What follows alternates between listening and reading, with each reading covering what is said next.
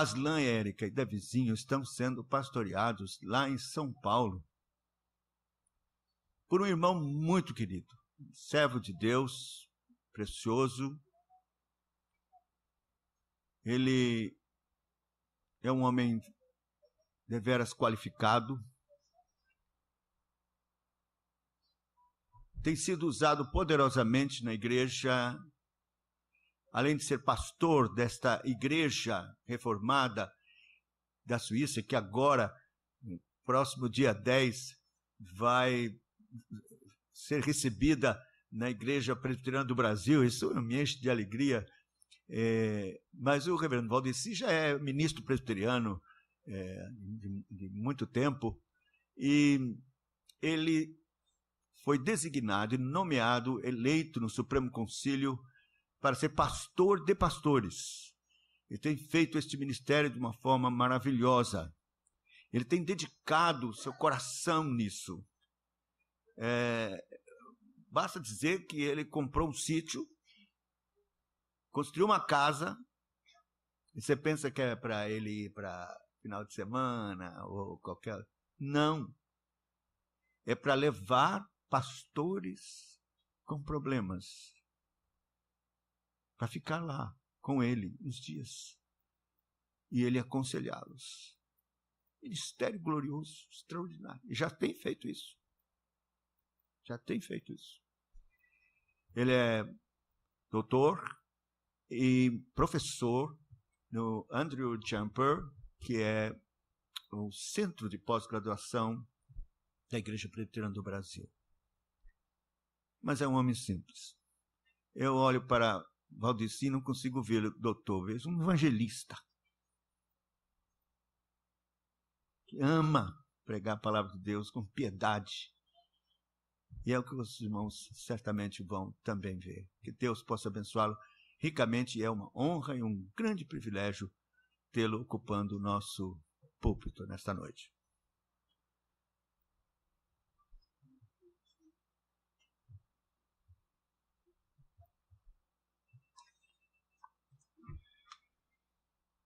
Vocês todos já conhecem a gentileza do pastor de vocês.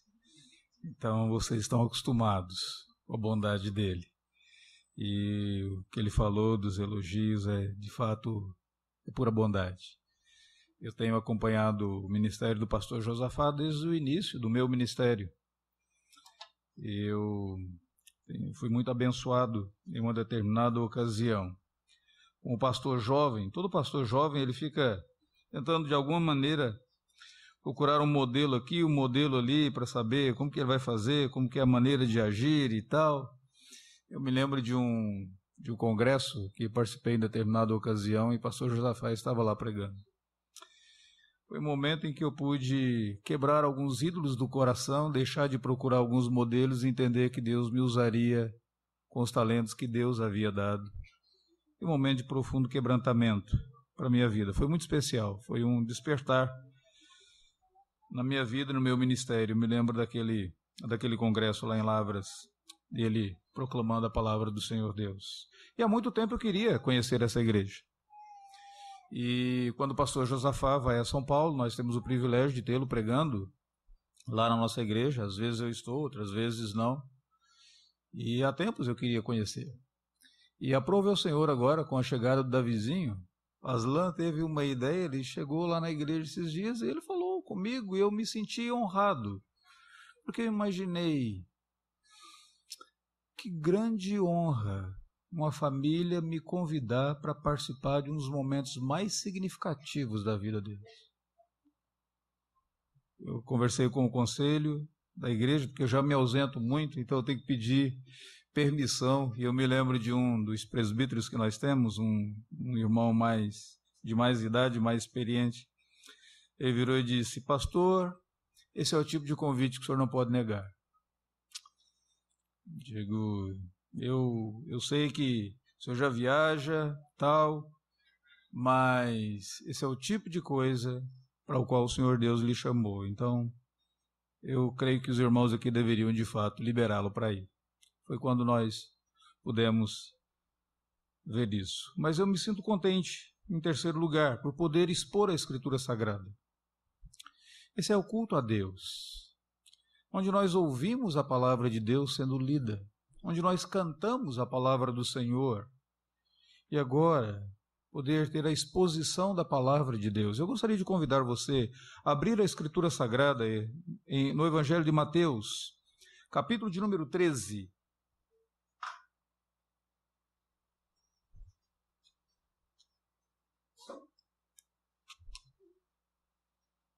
Nós leremos do versículo 44 ao versículo 46. Evangelho de Mateus, capítulo de número 13, do verso de número 44 ao verso de número 46. São palavras do próprio Senhor Jesus Cristo.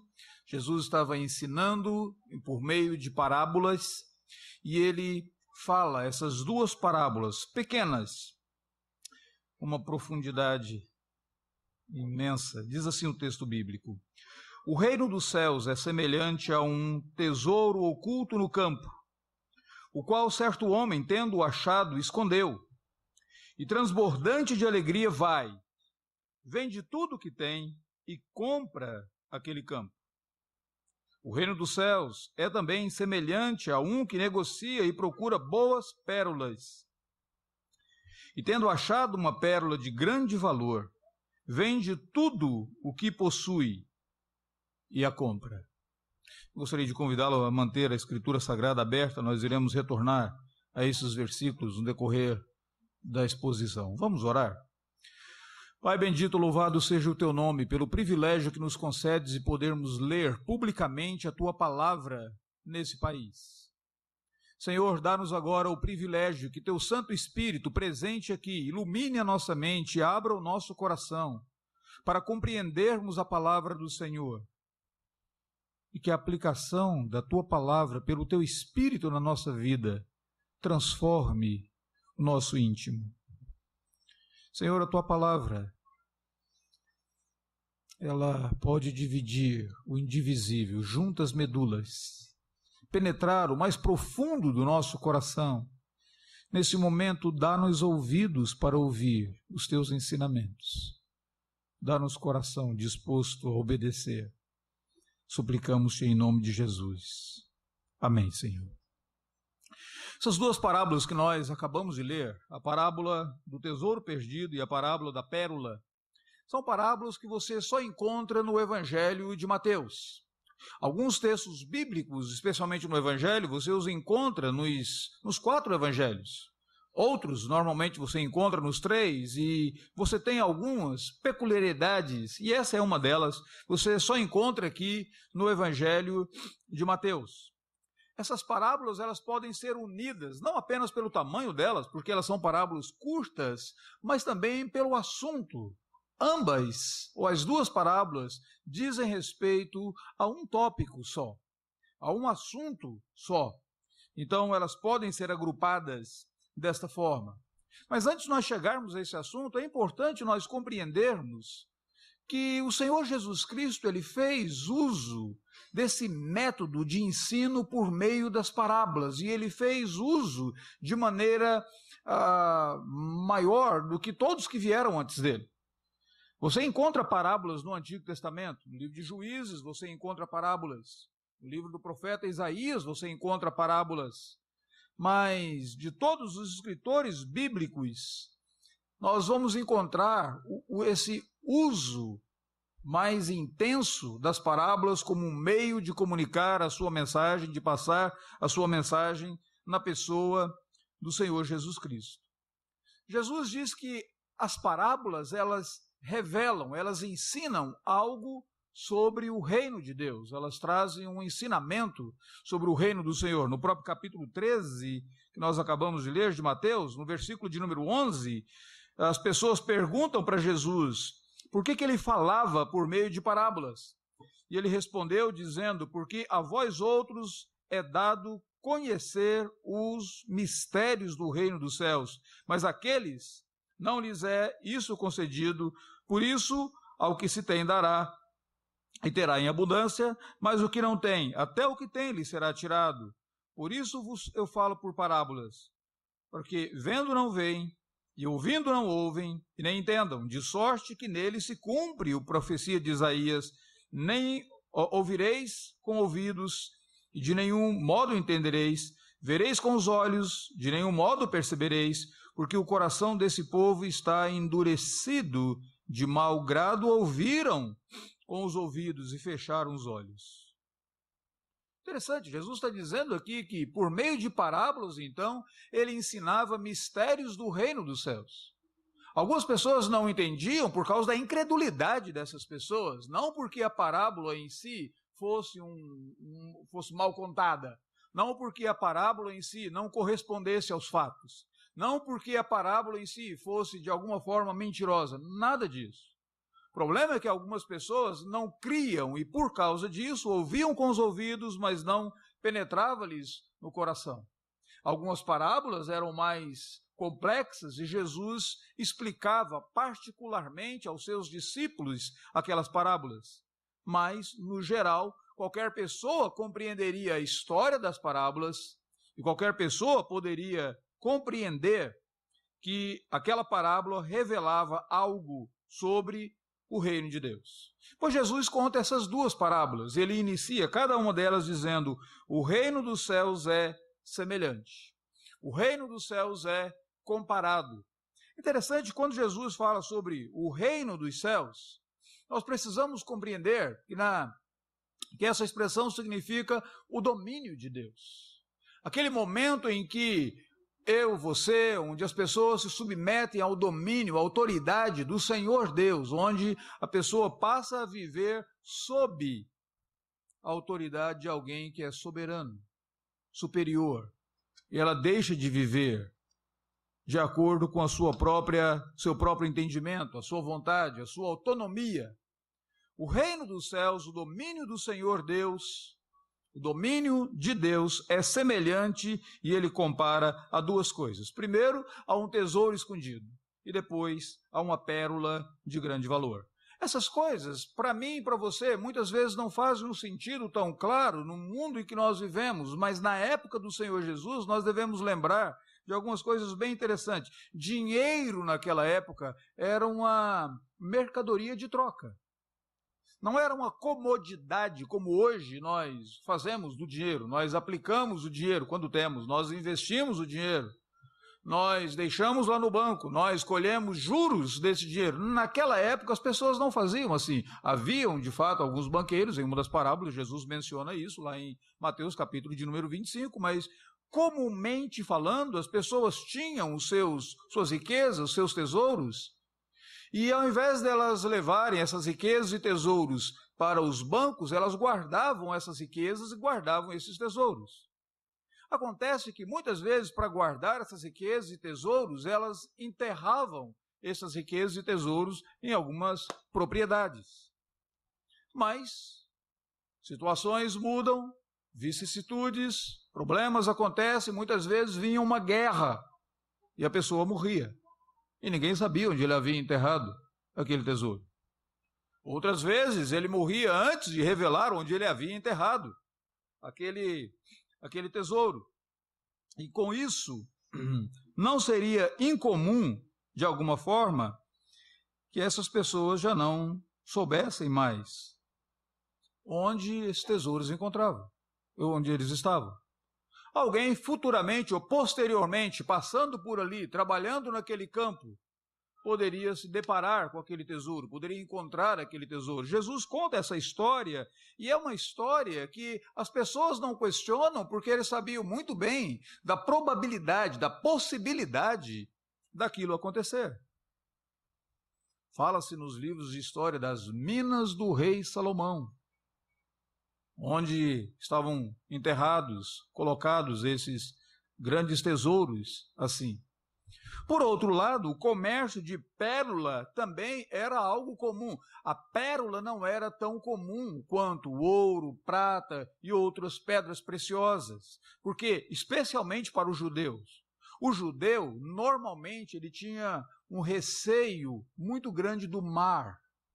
O mar na Bíblia Sagrada é sempre colocado como uma divisão. O judeu, ele tinha um receio, ele não dominava essas águas do mar. Na época do rei Salomão, ele mandou construir alguns navios e ele solicitou ajuda de um outro povo, do povo da cidade de Tiro, que viesse e ajudasse os judeus, porque eles não, naturalmente, eles não eram afeitos ao mar. Mas quando, então, por causa disso, quando eles se deparavam com uma pérola, aquilo de fato era muito valioso. Pérola era um privilégio para reis, rainhas. Nos livros de história, falam de uma pérola que Cleópatra tinha, que ela deveria valer 4 bilhões de dólares. Você não consegue imaginar como que uma pérola poderia valer 4 bilhões de dólares. Mas você já tem aí uma ideia de quão importante uma pérola era naquele contexto, naquela região. Jesus então conta desse homem que era um comerciante, ele negociava pérolas, até o momento em que ele encontra uma pérola de grande valor. A parábola é unida, as duas parábolas são unidas pelo fato de que, em primeiro lugar, esses homens encontram algo que eles descobrem, eles não podem continuar vivendo sem aquilo que foi encontrado. E por causa disso, o texto diz que eles vendem tudo para possuir aquilo que eles haviam encontrado. Jesus não está, por meio dessas parábolas, ensinando nenhum princípio de comércio, de negociação, nenhuma ética comercial. Jesus está ensinando qual que deve ser a reação correta que uma pessoa deveria ter diante da maravilha, da beleza do reino de Deus, do domínio de Deus na nossa vida. Ele está falando como que uma pessoa deve reagir à gloriosa mensagem do evangelho do reino de Deus, a bênção gloriosa desse evangelho do reino de Deus. Ele compara essa reação, o domínio de Deus na vida dessas pessoas. Tem 3 coisas aqui semelhantes nessas duas parábolas. Primeiro, ambos esses homens encontraram algo valioso. Aqui é interessante porque o valor nesse aspecto não estava na percepção daquelas pessoas. Às vezes nós queremos colocar o valor na percepção do indivíduo. Então o indivíduo olha, ele vê, esse relógio ele é valioso para mim. Deixa eu dar uma seguinte ilustração para vocês. O pastor Josafá falou da casa que nós estamos realizando lá no sítio, e de vez em quando eu vou para essa casa para trabalhar, para cavar buracos, para plantar árvores. Eu gosto dessas coisas. E de vez em quando eu vou para lá, como é um sítio, a casa está em construção ainda, eu levo a minha pasta e dentro da minha pasta eu coloco algumas coisas que eu vou necessitar lá no sítio. E uma delas eu coloco canivetes. Eu faço coleção de canivetes e facas, só para deixar lá. Eu gosto dessas coisinhas. Então, lá no sítio, você sempre tem que ter um no bolso. Corta um cordão daqui, um galho de árvore ali, você corta um plástico que vem, essa planta, nesse vaso de plástico que vem para você plantar. É muito útil isso. E eu tenho comigo, nessa coleção de canivetes, tem um que papai me deu, tem outro que minha irmã me deu, tem outro que minha esposa deu, e estou esperando dos filhos, dos netos, para fazer a coleção.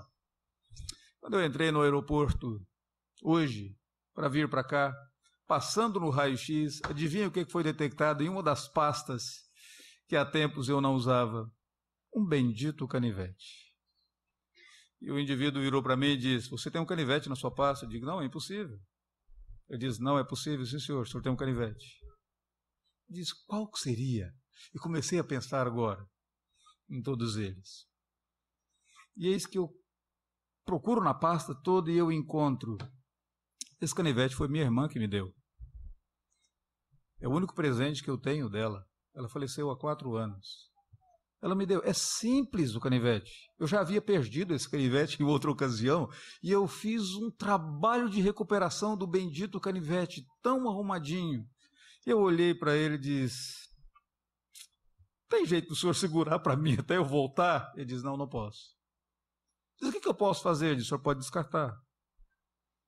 Eu digo: mas eu não quero descartar. Esse canivete ele tem valor para mim, ele tem significado para mim. Eu uma coisa vagabunda, ele deve valer mais ou menos uns R$12, mas para mim ele vale mais do que isso. Para mim ele vale a memória que eu tenho da minha irmã. Aí uma senhora virou e disse: o senhor pode colocar lá no guarda-volumes. Diz: dá tempo? Ele diz: dá, corre lá no guarda-volumes. Eu cheguei lá, procurei e tal, o rapaz disse: o que o senhor quer guardar? Eu digo: isso aqui. Eu digo: quanto é? Ele diz: R$20. Eu digo: está aqui. Ele diz: mas isso aqui não vale R$20. Eu digo: mas para mim vale. Para mim vale mais do que isso. Entenda, aquele canivete, o valor dele era a minha percepção dele. No caso do reino de Deus, no caso do que esses homens encontraram, não era a percepção deles, é porque a coisa realmente valia. Era valiosa. Um campo com um tesouro, ele é valioso pelo produto que se encontra ali. Uma pérola de grande valor, ela era valiosa pelo produto que estava ali, não era a percepção daquela pessoa. O que eu quero dizer com isso? O reino de Deus é valioso pela sua própria natureza. Não é porque eu acho valioso e você não acha valioso, que para mim ele o é para você. Ele sempre será, eternamente ele será valioso. O reino de Deus, o domínio de Deus, a vida com Deus, as bênçãos do Senhor Deus, são valiosas pela própria qualidade do produto. Esses homens encontraram algo que era valioso em si. Não era algo que era valioso para eles, algo que tinha valor. De fato, tem um ditado popular brasileiro que diz: quem ao feio ama, bonito lhe parece. E muitas pessoas dizem: não, tudo bem, isso assim é feio, mas eu gosto disso. Então o valor que está, eu coloquei ali, no caso do reino de Deus, no caso do domínio de Deus, no caso do evangelho do reino de Deus, não. Ele é valioso pela qualidade do produto. Em si, ele é valioso. Esses homens encontraram algo que era realmente valioso, não era um produto da percepção. Em segundo lugar, o texto diz que ambos perceberam que para obter não podia se tomar nenhuma medida parcial. Não adiantava vender apenas 10% do que possuía para comprar, não adiantava vender apenas metade do que possuía para comprar, ou o campo, ou a pérola, mas o texto diz que eles venderam tudo. Nesse aspecto, era uma decisão radical. Nenhuma medida de parcialidade seria suficiente. Era aquele momento do tudo ou nada. Ou se vendia tudo que tinha, e o texto, versículo de número 44, ainda diz mais: transbordante de alegria, ele vende tudo para comprar. Era uma medida radical para se obter aquela bênção final de adquirir aquela propriedade ou aquela pérola.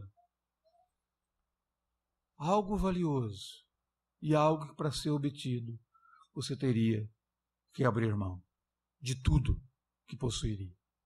Em terceiro lugar, ambos ficaram extremamente satisfeitos com o resultado da aquisição. Veja que coisa engraçada, porque o versículo 44 diz que transbordante de alegria ele vendeu. Eles obtiveram e ficaram extremamente satisfeitos. O sacrifício valeu a pena. Os benefícios do produto foram além, excediam as expectativas do que eles tinham. E dessa forma, Jesus conclui essas parábolas. O que Jesus está dizendo aqui?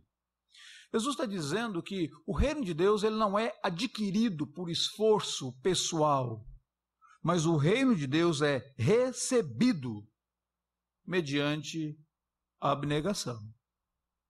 Engraçado, você vai dizer, qual que é a diferença? Simples, a diferença está em um interruptor de lâmpada. Quando você acende o interruptor, você não está gerando energia, a energia passa ali pelo interruptor. O que produz aquela energia não é o interruptor. O que faz com que a lâmpada acenda não é o interruptor, é a energia que passou pelos conduítes, pelos fios ali e acendeu. Nós não compramos, nós não merecemos o reino de Deus. Não é pelo esforço que nós conquistamos e compramos o reino do Senhor Deus. Jesus já realizou isso por nós. Nós o recebemos mediante a abnegação. Era nisso que Jesus estava dizendo, ou vende-se tudo, ou você não tem nada. Tem 4 princípios importantes aqui nessas 2 parábolas para nossa edificação nessa noite. A primeira delas, essas 2 parábolas, esse texto bíblico, deixa bem claro para mim e para você que o reino de Deus nos desafia a abandonar as nossas ambições pequenas e inferiores. O que eu quero dizer com isso? O texto está dizendo que aquilo que esses homens encontraram excedia a expectativa deles. Se eles ficassem contentes apenas com aquilo que eles tinham, um tinha riqueza, porque teve que vender tudo que ele possuía para comprar aquele campo com tesouro, o outro já comercializava pérolas, ele já tinha algumas pérolas, mas ele vendeu tudo para obter aquela pérola de grande valor. Todos nós possuímos ambições, todos nós possuímos desejos. Todos nós sonhamos com algumas coisas, mas Jesus está dizendo que comparadas às bênçãos do reino de Deus, as nossas ambições, elas são nanicas, elas são anãs. E eu e você não podemos nos contentar com essas ambições terrenas, porque o Evangelho de Deus nos concede algo superior ao que nós jamais experimentamos nessa vida. Nem olhos viram, nem ouvidos ouviram, nem jamais penetrou no coração humano que o Senhor Deus tem preparado para aqueles que o amam.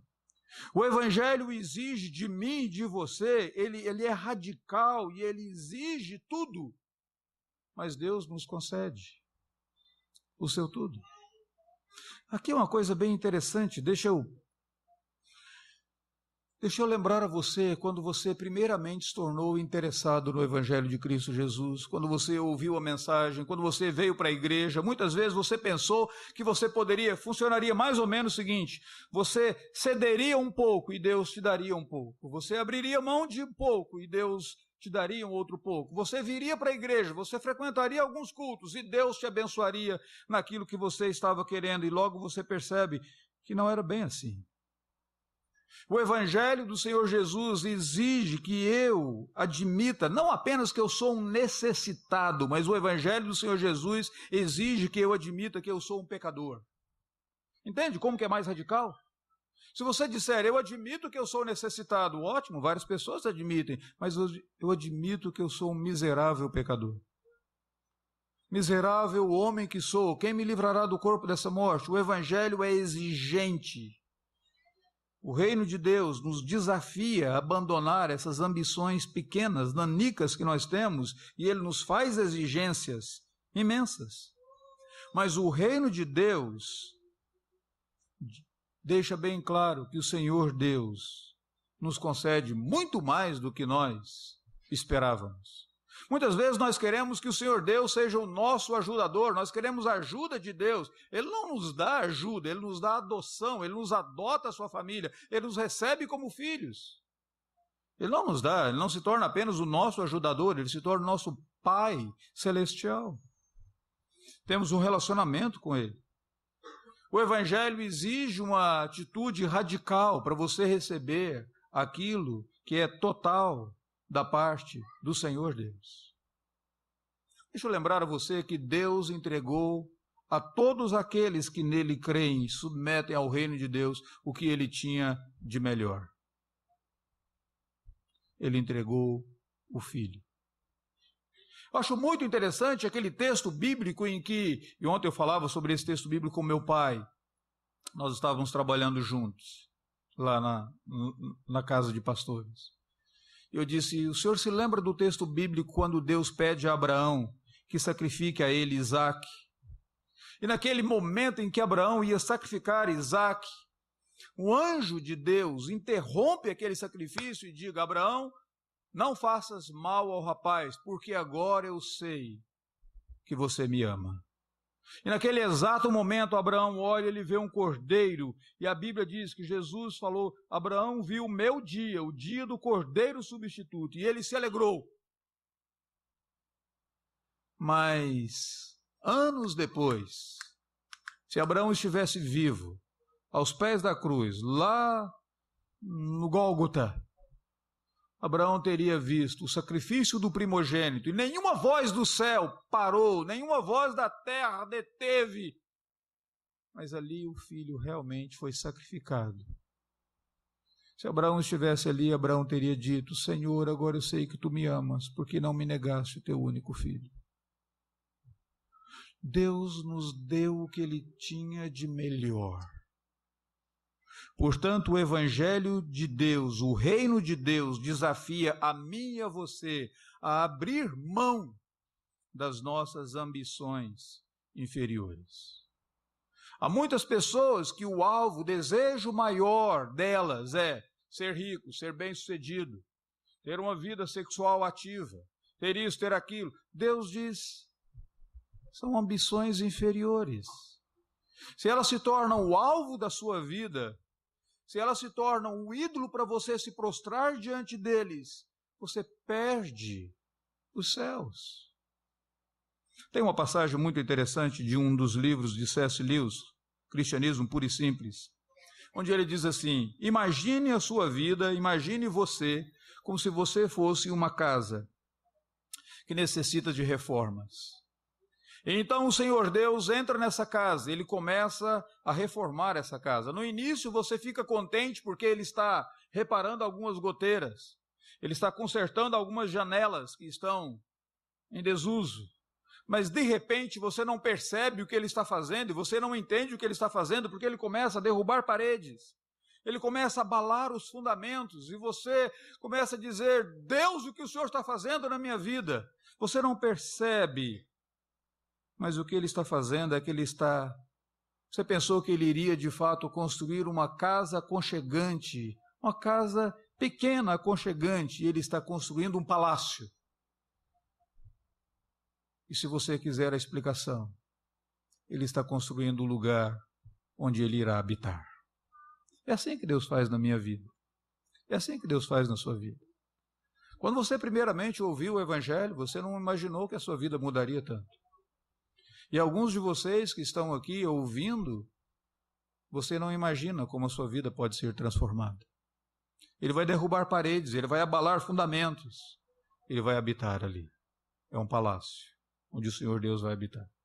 Então, o Evangelho nos desafia a deixar de lado as nossas ambições pequenas, nanicas, nos contentarmos com aquilo que é pouco diante daquilo que é o reino de Deus, que o Senhor pode nos conceder. Essa é a primeira lição. Segunda lição que nós encontramos aqui é que a vida com Cristo Jesus, a vida sob o domínio do Senhor Deus, o reino dos céus, é uma mudança de dimensão e de essência. Eu gosto muito da expressão, o reino dos céus é semelhante, o reino dos céus é semelhante. O que significa a palavra reino? Significa domínio. E ele está dizendo que fazer parte do reino de Deus, ou participar do reino de Deus, significa você submeter a outra autoridade. Você abandonar o seu próprio reinado, a sua própria vontade. Muitos de nós, embora com os lábios nós oremos, ó Deus, faça a tua vontade, lá no íntimo nós falamos mais ou menos assim, que seja feita a minha vontade, assim na terra e também lá nos céus. No íntimo, nosso desejo é isso.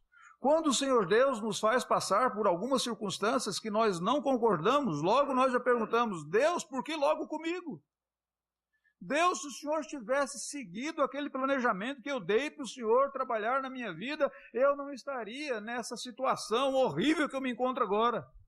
Senhor, se o Senhor tivesse seguido o script que eu deixei para o Senhor, se o Senhor tivesse atendido aquela oração que eu fiz, se o Senhor tivesse compreendido que o Senhor deveria me tratar dessa e daquela maneira. Mas não é assim que funciona. Não é assim que funciona. A vida com Deus significa uma mudança de essência. Mudança de essência significa: eu antes estava sob o domínio da minha própria vontade. Eu antes estava sob o domínio do mundo. Eu antes estava andando como filho das trevas. Do reino de Deus, eu me submeto à autoridade do Senhor Deus. Ele tem a palavra final. Não é meramente uma mudança de uma melhora. Entenda bem, o cristão ele não é uma pessoa melhorada. Se você quer uma pessoa melhorada, leve essa pessoa para esses centros de reabilitação. Eles vão melhorar a pessoa. O cristão é alguém transformado. Ele é nova criatura. É uma mudança de essência. Não é uma melhora gradual. Mas é uma submissão. A autoridade que vem do Senhor exige uma mudança de autoridade. Ser cristão não é apenas você adotar um código de conduta, um código moral, ou nem mesmo uma série de crenças. É você se submeter a Deus, aquele que tem poder para transformar a tua vida. Jesus, em determinada ocasião, diz: o reino dos céus está dentro de vós. Então, o que significa participar do reino do Senhor Deus é uma mudança de essência, de dimensão, de autoridade. É você dizer: seja feita a tua vontade. Não, Senhor, o que eu quero, mas o que tu queres. Ou como o apóstolo Paulo: de boa vontade, pois, me alegrarei nas injúrias, nos sofrimentos, nas perseguições. Submeter-se à autoridade. Em terceiro lugar, a exigência para receber as riquezas do reino é abandonar e desistir de tudo o que é terreno. Aqui é uma coisa muito interessante. O texto diz que quando aquele homem encontrou um tesouro escondido, ele, transbordante de alegria, vende tudo o que tem e compra aquele campo. O texto não diz isso sobre o segundo, mas eu acredito que também é verdade. Transbordando de alegria ele faz. Você nota isso na vida do apóstolo Paulo. O apóstolo Paulo foi aquele indivíduo que a conversão dele foi uma surpresa, primeiro para ele, depois para outras pessoas. Paulo não imaginava ser convertido por Cristo naquele caminho de Damasco de forma alguma. Ele deve ter ficado profundamente frustrado com tudo aquilo, porque ele perseguia os cristãos. E de repente, quando o Senhor aparece para o apóstolo Paulo, Paulo ele aparece e tem duas coisas interessantes naquele texto, porque uma voz do céu diz assim: Saulo, Saulo. E ele vê um clarão, não é? Ele vê um clarão e essa voz do céu: Saulo, Saulo, por que me persegues? Lembra, Saulo era um judeu. Então ele conhecia muito bem o Antigo Testamento. E como ele era um rabino, provavelmente ele tinha o Antigo Testamento decorado, memorizado na mente dele. No Antigo Testamento, quando Deus aparecia para os servos dele, ele chamava pelo nome do servo 2 vezes. E quando tinha manifestações de fogo, sarça ardente, Sinai, era uma indicação clara. Não é outra pessoa falando aqui, senão o Senhor. E é por isso que Paulo pergunta, dizendo: quem és tu, Senhor? Paulo talvez estivesse aguardando aquela expressão de Deus para Moisés: eu sou o que sou. Mas ele fica surpreso quando diz assim: eu sou Jesus. Engraçado, Jesus é o nome terreno do Messias. Se tivesse aparecido: eu sou o Cristo, eu sou o Messias, eu sou o que sou. Mas não, eu sou Jesus. Que frustração, que decepção para aquele homem. Ele fica frustrado com a sua conversão. Mas logo o apóstolo Paulo dá o testemunho dizendo: para mim o viver é Cristo e o morrer é lucro. E ele diz que tudo aquilo que ele antes considerava de algum valor, de alguma significância, ele diz: tudo isso é considerado como monturo, como esterco. O que significa isso? Para receber as bênçãos do reino dos céus, a exigência é abandonar e desistir de todas as riquezas terrenas. Seu coração não estar nelas. Tem uma outra frase de uma obra de C.S. Lewis que diz: se insistirmos em manter a terra, nós nunca desfrutaremos dos céus. E eu não sei, talvez você diga: mas como é que isso pode acontecer, pastor? Deixa eu dar 2 sugestões para você. Em algum momento da sua vida, você tem aquele medo, aquela negligência, aquela aquela dúvida se você deve, naquele exato momento, se identificar com Cristo. Se eu disser que eu sou cristão nesse momento, o que isso vai acontecer com a minha imagem? Se tem esse medo, esse temor, significa que você está mais preocupado com a sua imagem do que com a imagem de Cristo. Em algum momento você vai dizer, olha, eu tenho receio de identificar com Cristo, e o que isso vai fazer com a maneira como eu lido com o dinheiro? Eu vou ter que entregar o dízimo? Eu não vou ter que entregar o dízimo? Eu converso com várias pessoas que não são crentes. A primeira pergunta que elas me fazem é, se eu me tornar membro da sua igreja, tem que entregar o dízimo? Eu digo, primeiro você conheça o Senhor Jesus Cristo. Primeiro, o Senhor Jesus Cristo está interessado em transformar o teu coração. E você vai observar que o dia que o seu coração for transformado, o bolso vem junto. Pode ficar tranquilo, não será um sacrifício algum.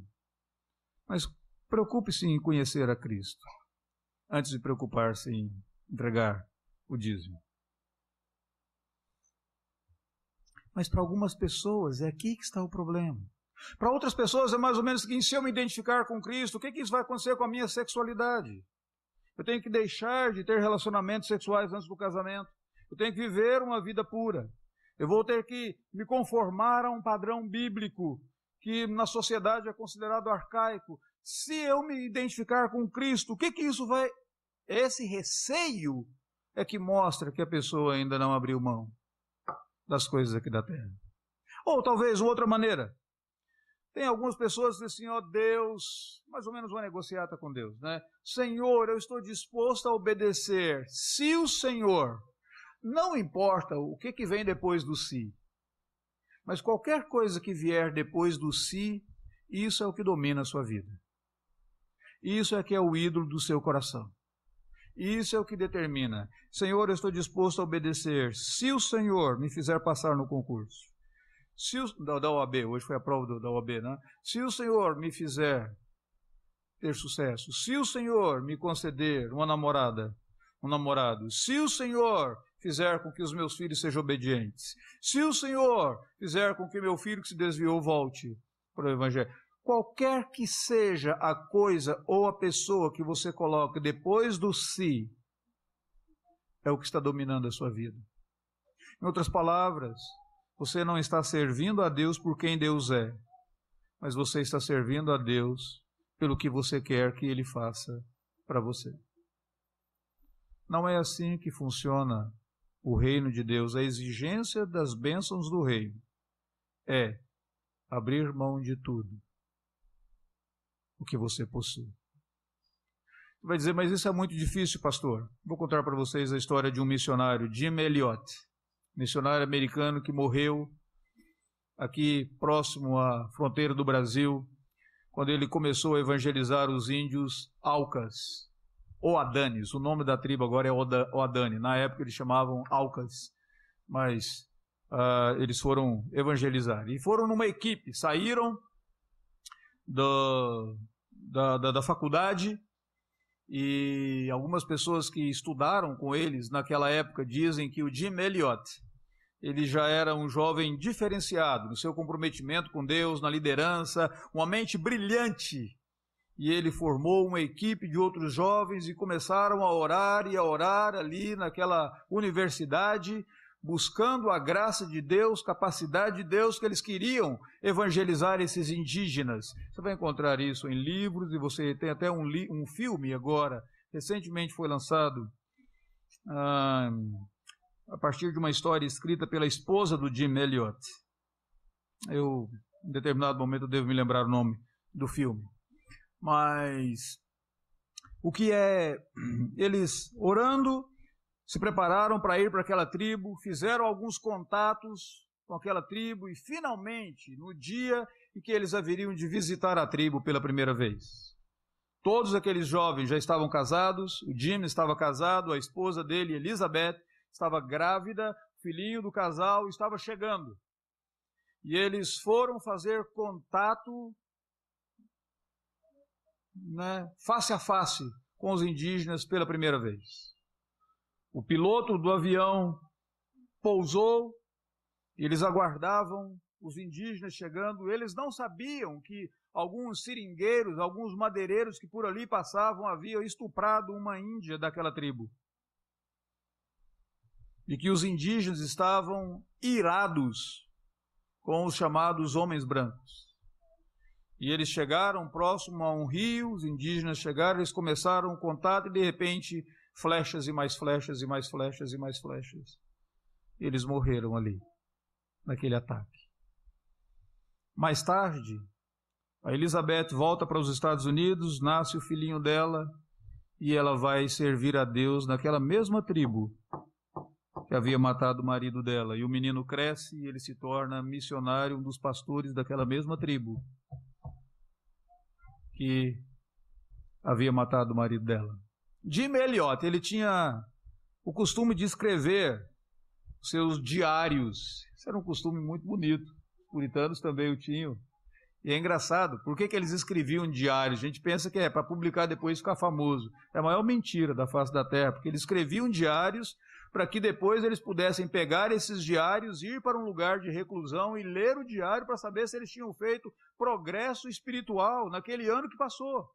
Se eles haviam crescido ou regredido na vida espiritual. E ele escrevia nos seus diários. No diário do Jim Elliot estava escrito: não é tolo nenhum aquele que abre mão do que não pode conservar para obter algo sem o qual ele não pode viver. Se você acha que os sacrifícios exigidos pelo reino de Deus são muitos, não é tolo nenhum aquele que abre mão daquilo que ele não pode conservar. Eu não posso conservar minha saúde, minha riqueza, eu não posso conservar minha imagem, eu não posso conservar os meus filhos. Não é tolo nenhum aquele que abre mão daquilo que ele não pode conservar para obter algo sem o qual ele não pode viver.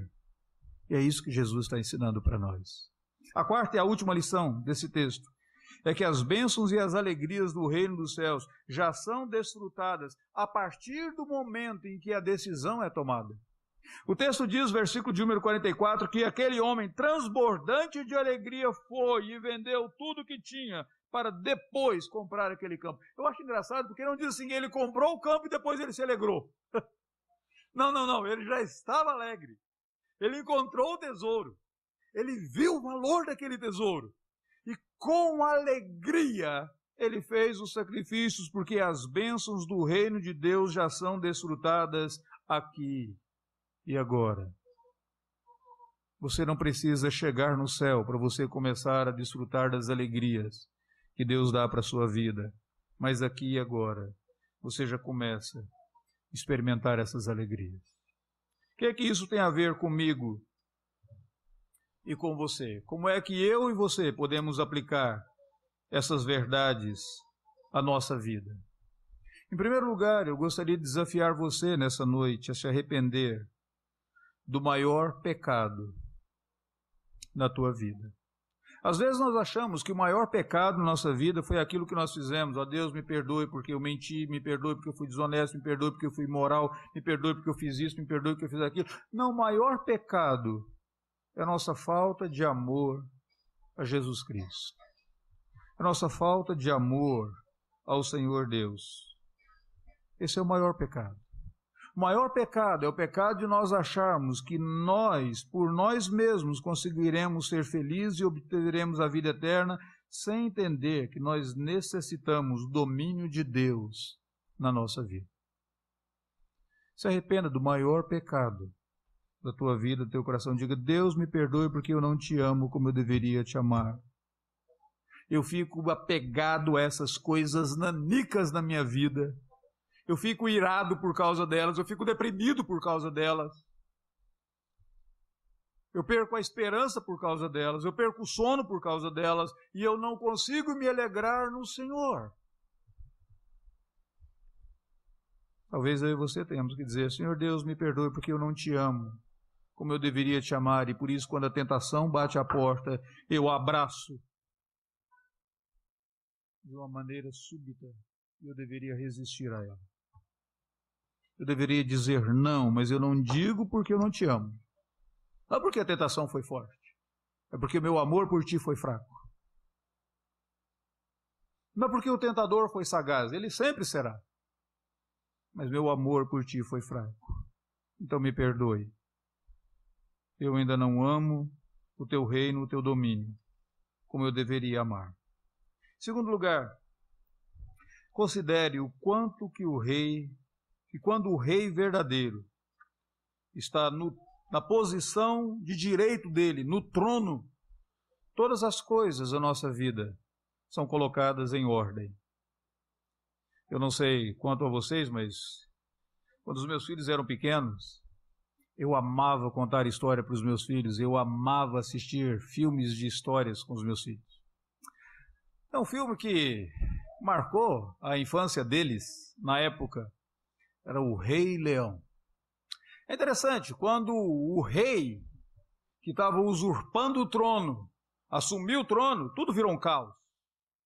Uma seca, uma desgraça, gente morrendo e tudo, era horrível. Mas quando o verdadeiro rei estava na sua posição de direito, todas as coisas são colocadas em ordem. Vem a chuva, vem isso. E outros filmes, outras histórias falam disso. Robin Hood fala sobre isso. Quando o rei verdadeiro está no lugar certo, todas as coisas são colocadas em ordem. Quando o rei verdadeiro estiver no seu lugar de direito, o domínio sobre a nossa vida, todas as coisas são colocadas em ordem. Buscai, pois, primeiro o seu reino e a sua justiça, e todas as outras coisas vos serão acrescentadas. Mas se nós não buscamos em primeiro lugar o reino, nós não teremos aquilo que são as coisas secundárias, nem as coisas terciárias, nem as coisas de último lugar. Nada disso vai dar satisfação para nós. Se primeiro não for buscado o seu reino e a sua justiça. Quando o rei está no lugar da posição, tudo é colocado em ordem. O reino dos céus é semelhante a esse tesouro. O valor do reino, nós já falamos, depende da natureza desse reino. Quando o domínio de Deus sobre a minha vida, de fato, for verdadeiro, não é a minha vontade que importa, não é a vontade das pessoas, não é a minha imagem, mas é a glória dele, é a imagem dele, é ele que de fato recebe toda a glória. A Bíblia começa com um princípio, com um versículo, e que é um princípio, que diz, no princípio, Deus. Esse é o primeiro lugar. Deixa eu ilustrar da seguinte maneira. Quando os nossos filhos eram pequenos, nós morávamos nos Estados Unidos. E naquele período, minha esposa procurava sempre atividades para fazer em família, como se precisasse, porque nós éramos a família brasileira no meio americano, tudo que a gente fazia era em família, não tinha como viver separado. Você fazia tudo juntinho ali e tal, foi um momento abençoador para nós. Mas para a família ficar mais junta, Meire ia aquelas lojas de 99 centavos e comprava um quebra-cabeças, e ela punha numa mesa de centro que tinha na sala da casa, ela debruçava tudo aquilo, ela dizia, cada um deve colaborar montando o quebra-cabeças. Então é um segredo para você montar quebra-cabeças. Logo, logo você percebe que você precisa encontrar as 4 peças dos cantos. E aí você monta de fora para dentro, e rapidinho você monta aquele negócio. Mas se você tentar montar do centro para fora, ou a partir de... vai ser realmente um verdadeiro quebra-cabeças. Quando Deus, que é a peça principal, está no lugar certo na minha e na sua vida, todas as coisas são colocadas em ordem. Mas quando nós queremos colocar Deus como um valor secundário, terciário, toda a nossa vida está desajustada. O reino dos céus é como um campo com um tesouro, uma pérola de grande valor, que você pode ter alegria em abrir mão de tudo para adquirir, porque o resultado é excessivamente melhor do que você poderia imaginar.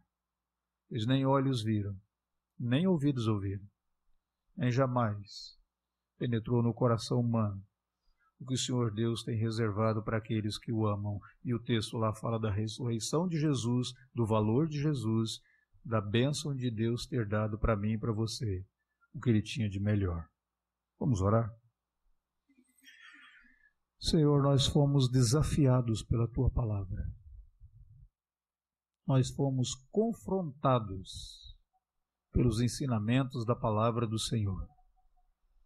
Dá-nos graça, ó Deus, de respondermos aos ensinamentos da Tua palavra da maneira correta. Dá-nos a graça, Senhor Deus, de termos alegria, o gozo no coração e respondermos corretamente, como esses dois homens das parábolas, com alegria se desfizeram daquilo que eles não poderiam manter, para obter algo sem o qual eles não poderiam viver. Nós dependemos de Ti, não podemos viver sem Ti. Nós dependemos do Teu governo, da Tua soberania, do Teu domínio nas nossas vidas. Seja Tu glorificado, Senhor Deus. Em o nome do Senhor Jesus. Amém.